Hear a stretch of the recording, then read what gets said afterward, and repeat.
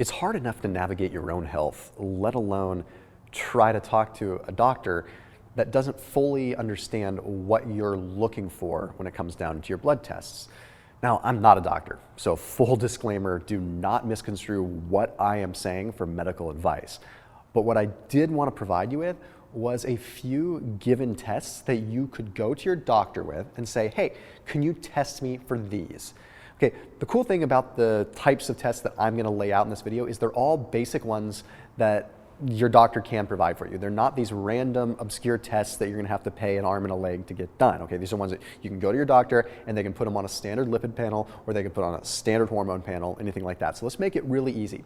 Now I do want to make sure you hit that red subscribe button and then hit that little bell icon so you can always get notified whenever I post new videos or whenever I'm breaking down new information for you. Okay, the first one, but these aren't in any order of importance, this is just listing them off, is going to be estradiol, okay, or E2. Okay, this is 1,7-beta estradiol, also known as estrogen. Okay, estrogen is so important and it's overlooked, okay, especially in men. Okay, women might focus on estrogen a little bit because they might see it from the infertility side of things or the menopause side of things, but I think men need to pay attention almost even more so because it can be a strong indicator of hypogonadism. It can be a strong indicator of why your testosterone levels could be lower. There's a lot of different things to factor in, but the most important reason why I want it on almost everybody's blood panel is because it indicates if we're eating the wrong kinds of foods. We have so many phytoestrogens, so many xenoestrogens out there right now. Okay, so much soy, so much BPA, so much this. It's so easy for our estrogen levels to just get out of control, which crush our testosterone levels, but also start this vicious feedback loop, this vicious cycle of storing fat through the aromatization process. Okay. Point is you should know where you stand with that because if your estrogen levels are too high, you can make some dietary changes. I have plenty of videos on that as well. Anyhow, simply put, I just wanted to provide you with that detail. The next one we want to talk about is good old-fashioned vitamin D. Vitamin D is talked about in a lot of clinical settings, but I think it's important for the patient to know what's going on here. Vitamin D2 you get from your diet, okay, things like mushrooms, stuff like that. Then you have vitamin D3, which you get from sunlight. Very little vitamin D2 gets turned into vitamin D3. But then it's not even vitamin D3 that's utilized in the body, okay? It's 25-hydroxy-D. Okay, so what that means is the vitamin D3 that we get from our sunlight has to get further metabolized into 25-hydroxy-D. When you get a vitamin D blood test done, it is testing the actual 25-hydroxy-D. So even if you're taking a vitamin D3 supplement, it doesn't guarantee that it's getting converted into 25-hydroxy-D. So at least when you get tested, you can say, wait a minute, I'm getting plenty of sunlight. Why is it not converting into the active form within the body, which could indicate further metabolic disorders or possibly even liver or kidney issues. But again, I'm not a doctor, so I say that with a very solid grain of salt. Generally, they're only going to test your vitamin D levels if you're having bone issues, if you have a fracture, sometimes they'll look at that. It's very rarely part of a standard blood panel. But I will tell you just from personal experience that sometimes when people are suffering from mood swings and mood disorders, vitamin D can often be the culprit. But additionally, your immune system. Okay, vitamin D is required for your T cells to function. Your T cells go around your body and they place labels on illnesses so that other T cells can attack them. Well, when they place those labels, they send a signal out to vitamin D, okay, and they have vitamin D receptors on them. And if there's no vitamin D, the receptor doesn't get activated and the immune system doesn't get activated. Now, I'm going to talk about one of my employees here for just a second. I'm not going to give him his name, but the point is he was always sick, okay, and he didn't get a whole lot of sunlight. He was an area from the world that didn't have a whole lot of sunlight, so he's just very fair skin. Point is, he was always sick. And then they put him on a good amount of vitamin D, and what do you know? It's been almost a year and he hasn't even been sick yet.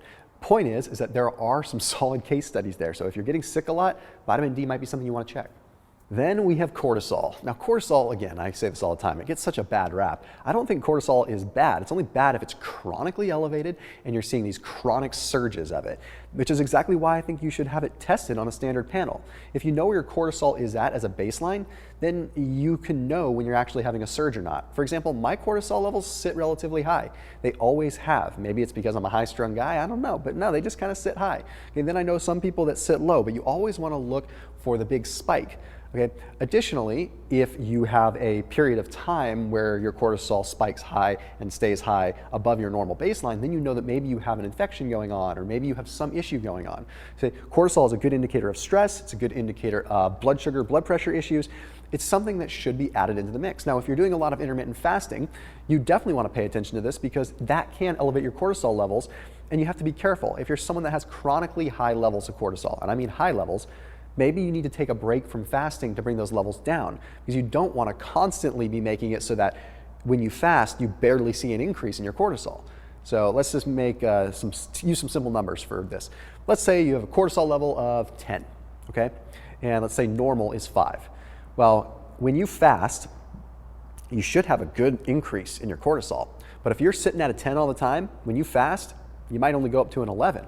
Whereas realistically, you should be going from maybe a 5 to a 10, right? So you're not getting the most out of your fast because your cortisol levels are always elevated. So if you test your cortisol, then you can allow it to come down for a little bit and then reintroduce fasting. Then we have hemoglobin A1C, HbA1c. Those of you that deal with insulin resistance or deal with diabetes know exactly what that is. I'm going to make this very simple. It's basically the glucose that binds to hemoglobin, which shows us a lagging indicator over the last 3 months of our blood sugar. It's great to get our fasting blood glucose tested, yeah, for sure, but that doesn't tell us what it's constantly doing in our body, right? So when sugar binds to hemoglobin, then we have an indicator of, hey, this is where the blood sugar's been at as an average over the last 3 months. So if you're someone that's been dealing with a lot of excess thirst, you've been urinating a lot, you've been putting on weight, or you just have all kinds of other symptoms of insulin resistance, you definitely want to get this looked at. But those of you that are just interested in your metabolic health and your longevity, it's nice to see a decrease in your HbA1c overall. If you started doing keto, you can see over the course of a year, your HbA1c will go down quite a bit. Okay, so it's just something to know. Anything below 5.7 is going to be normal. Then those of you that know me know that I'm a big fan of inflammation. Well, I guess I'm not a fan of it, but I'm a fan of testing it. The simplest form of inflammation that you can test is going to be C-reactive protein. It's going to show up on almost any standard metabolic panel if you ask for it. Okay, and C-reactive protein is a protein that's created by the liver in response to inflammation. Okay, so it's a very good indicator that you have some level of infection or autoimmune condition going on within your body. The prevalence of autoimmune conditions are so high right now. Okay, lots of autoimmune conditions going on out there, and some that aren't even detectable, that people don't even know what's going on. Okay, for example, my wife was suffering with Hashimoto's for so long before we ever figured out what was going on. And now you're seeing people diagnosed left and right with Hashimoto. Point is, I'm not a doctor, but I can tell you that inflammation is not something that you want to have happening all the time within your body. If your C-reactive protein levels are elevated, then you can ask your doctor to start going down further rabbit holes with slightly more expensive testing like interleukin-6, IL-1 beta, different interleukin testing, because that's going to be really important for you to essentially help your doctor diagnose what's going on. Now, I have a few more really important ones to talk about here, and these have a little bit more to do with your overall longevity, but also your metabolism. I do want to make a quick note here that if you get these lab tests done and you're someone that likes to track things, I've talked about this company before, but there's a company called Heads Up Health, which is an online dashboard that allows you to plug in like all your blood tests, all your lab tests, all your ketone testing, all your glucose testing, all your fasting timers, everything. It's literally a digital dashboard that you can use on your phone or on your computer to keep track of everything that you're doing in terms of tracking all your health and metabolic stuff. It's really, really cool.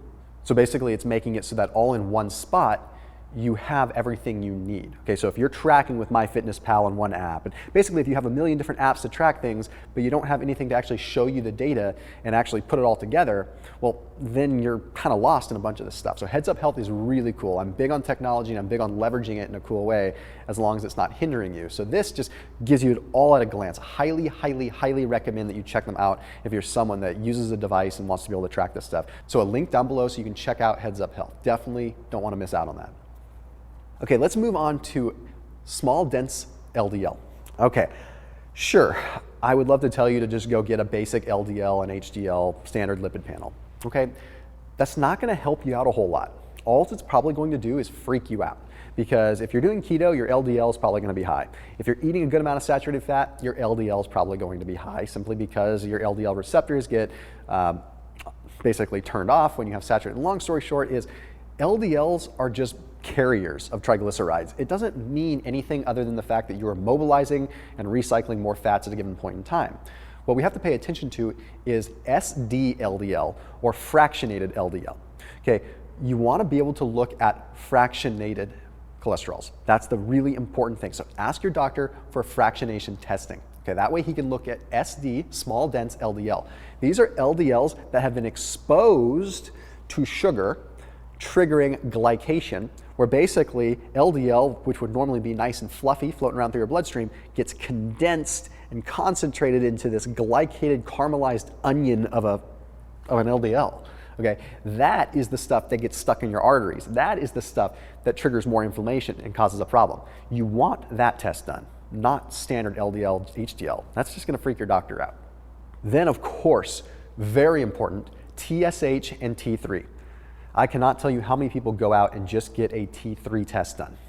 T3 is great. It's going to tell you how much thyroid hormone you have floating around throughout your body. And that's fine and dandy, but that's nothing without TSH. You see, if your T3 levels are low, it's not that big of a deal.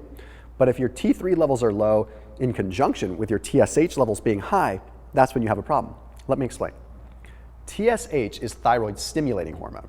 So if your T3 levels are low and your TSH is high, it means that your body is working overtime to try to create more T3.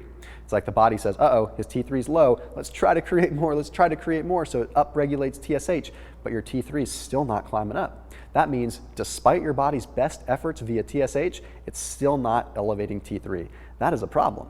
But if your T3 levels are low and your TSH levels are fine, that just means that your body is fine with low levels of T3. You don't need to have jacked up levels of T3 all the time. What you don't want to have is jacked up levels of TSH, but honestly, that's about it. So you just need to have these done in tandem. So if they ever want to just measure your T4, T3, tell them, hey, no, make sure you add that TSH in there. And that's something that you should be keeping an eye on because it gives you an indicator of, hey, how is your metabolic health as far as your thyroid metabolism is concerned? Anyhow, this is the breakdown. And I hope that you can take this list to your doctor and get the best absolute testing done so that you can keep tabs on your own health. You have to be your own advocate here. Okay, no one's gonna do it for you. Our medical system is way too crowded, way too busy, and as much as your doctors probably really do care, they're seeing sometimes dozens, sometimes even hundreds of patients per day. Okay, you have to take this into your own hands. As always, keep it locked in here on my channel. I'll see you soon.